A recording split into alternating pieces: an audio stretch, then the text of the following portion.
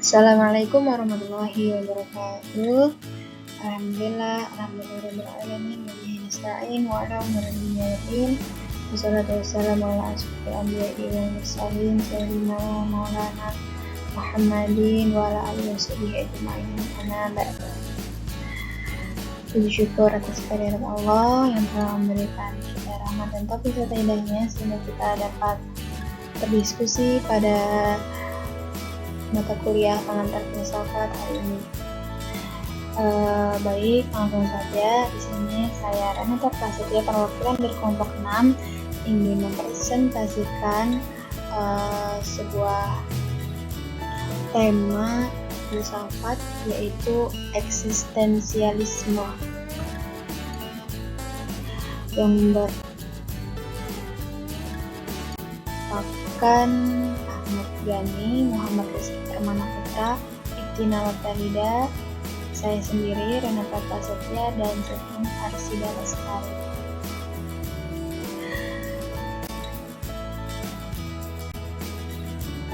Eksistensialisme merupakan paham yang menempatkan manusia pada titik sentrum dari segala relasi kemanusiaan.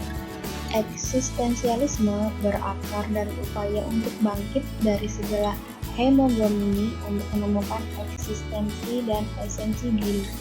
Untuk menemukan eksistensi diri tersebut, manusia harus sadar karena tidak ada makhluk lain yang bereksistensi selain manusia.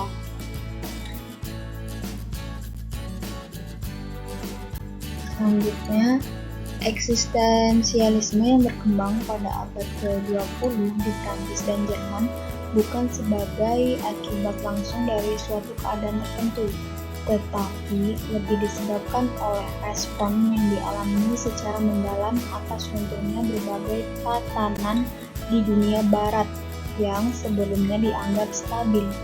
Meletusnya Perang Dunia Pertama telah menghancurkan keyakinan atas keberlanjutan kemajuan peradaban menuju kebenaran dan kebebasan.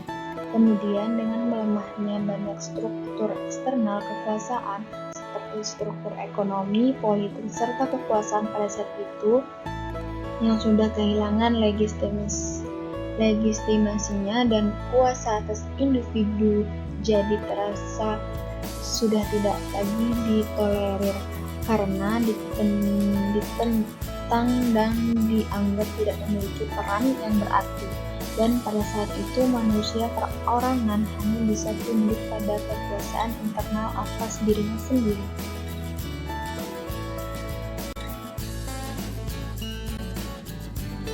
Lanjut, terdapat perbedaan yang besar antara bermacam-macam filsafat yang biasa diklasifikasikan sebagai filsafat eksistensialis. Tetapi, meskipun demikian, terdapat tema-tema yang memberi ciri kepada gerakan-gerakan eksistensialis, antara lain: yang pertama, eksistensial merupakan suatu tantangan yang kuat terhadap filsafat tradisional dengan segala bentuknya, sebab filsafat tradisional mengarahkan perhatiannya pada wujud dan pengenalannya kepada sebab-sebab yang jauh bagi wujud tersebut serta dasar-dasar prinsip pertama.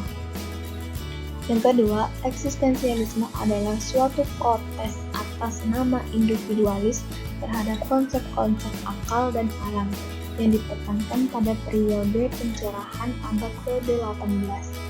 Yang ketiga, eksistensialisme juga merupakan pemberontakan terhadap alam yang impersonal tanpa kepribadian dari zaman industri modern atau zaman teknologi serta pemberontakan massa pada zaman sekarang.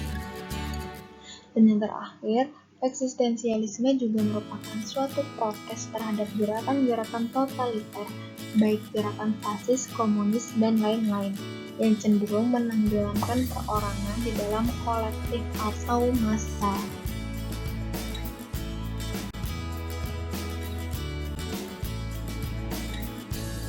Adapun beberapa kelompok eksistensialis membedakan antara eksistensi dan esensi, suatu yang selalu menjadikan perbincangan menarik para filosof. Nah, di sebelah sini ada eksistensis, berarti keadaan yang aktual, yang terjadi dalam ruang dan waktu dan bereksistensi, yaitu menciptakan dirinya secara aktif, perbuatan menjadi dan merencanakan. Sedangkan esensi merupakan suatu yang membedakan antara suatu benda dan corak-corak benda lainnya. Esensi adalah yang menjadikan benda itu seperti apa adanya atau suatu yang dimiliki secara umum oleh bermacam-macam benda.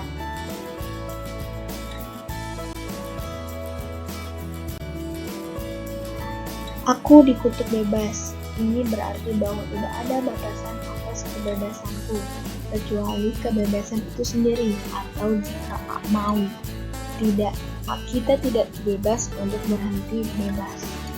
Dikutip dari James Paul Sartre, seorang filosof yang berkesinambung pada eksistensialisme.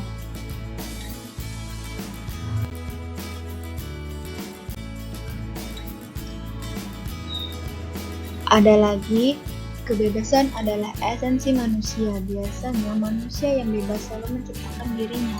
Manusia yang bebas dapat mengatur, memilih, dan dapat memberi makna pada realitas. Bagi manusia, eksistensi memiliki makna terbukaan, berbeda dengan benda lain yang keberadaannya sekaligus esensinya. Bagi manusia, eksistensi mendahului esensi. Man is nothing else but what he makes of himself. Subjektivitas. Dikutip dari James Paul Sartre.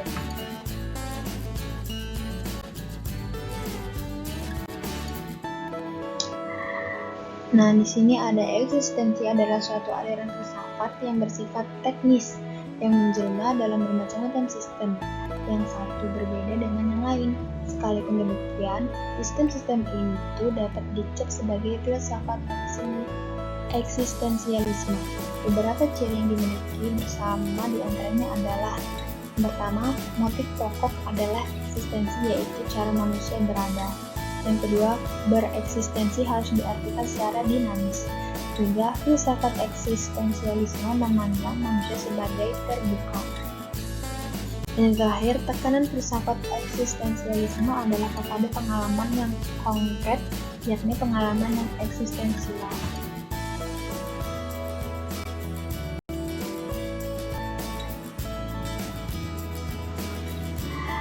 Adapun mazhab atau aliran di dalam filsafat eksistensialisme.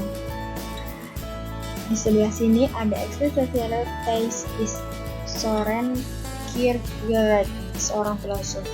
Eksistensi manusia ialah manusia merasa bersalah terhadap Tuhan. Eksistensialisme manusia adalah hidup, ketakutan, harapan, putus asa, dan mati.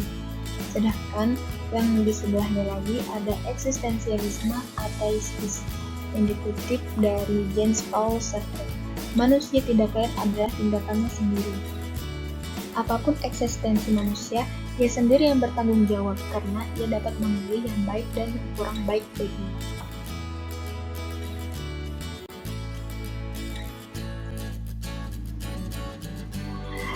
Nah, di sini ada beberapa tokoh-tokoh filosof yang berkesinambung dalam eksistensialisme, di antaranya Søren Eivind Kierkegaard, James Paul Sartre, dan Albert Camus.